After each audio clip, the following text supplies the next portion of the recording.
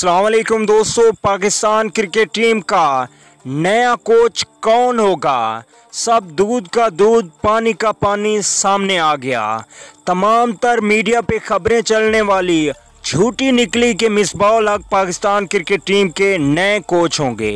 तो दोस्तों, नए कोच पाकिस्तान टीम के कौन होंगे, आइए इस वीडियो में आपको बताते हैं। उससे पहले अगर चैनल को सब्सक्राइब नहीं किया तो बराए मेहरबानी नीचे रेड सब्सक्राइब बटन पर क्लिक करके चैनल को सब्सक्राइब करें और साथ में लगे बेल के आइकन को भी प्रेस कर दें। चलिए दोस्तों, बगैर कोई आपका कीमती वक्त ज़ाया किए आपको बताते हैं कि पाकिस्तान क्रिकेट टीम के साबिक कप्तान, जो कि आजकल ट्रेनिंग कैंप की निगरानी कर रहे हैं, मिसबाह उल हक, इनके हवाले से काफ़ी खबरें चल रही थी कि मिसबाह को पाकिस्तान क्रिकेट टीम की कोचिंग दे दी गई है। लेकिन आज मिसबाह उल हक ने अपने एक इंटरव्यू में ये सारी खबरें झूठी करार देते हुए कहा कि मैंने अभी तक कोचिंग के लिए दरख्वास्त ही जमा नहीं कराई और ये जो खबरें चल रही हैं ये सरासर झूठी खबरें हैं। तो दोस्तों, आपको बताते हैं कि पाकिस्तान क्रिकेट टीम का नया कोच कौन बनेगा।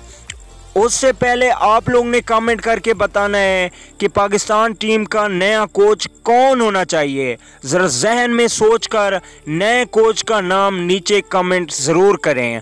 दोस्तों, मेरे ख्याल में पीसीबी ने ऐलान नहीं किया, मेरे ख्याल में पाकिस्तान क्रिकेट टीम का बॉलिंग कोच वसीम अकरम को होना चाहिए और पाकिस्तान क्रिकेट टीम का बैटिंग कोच यूनिस खान को बना देना चाहिए। फिर पाकिस्तान क्रिकेट टीम की इंशाल्लाह अच्छी पोजीशन होगी। और अगर हेड कोच की बात की जाए तो पाकिस्तान टीम का हेड कोच मिसबाह उल हक को बना दिया जाए।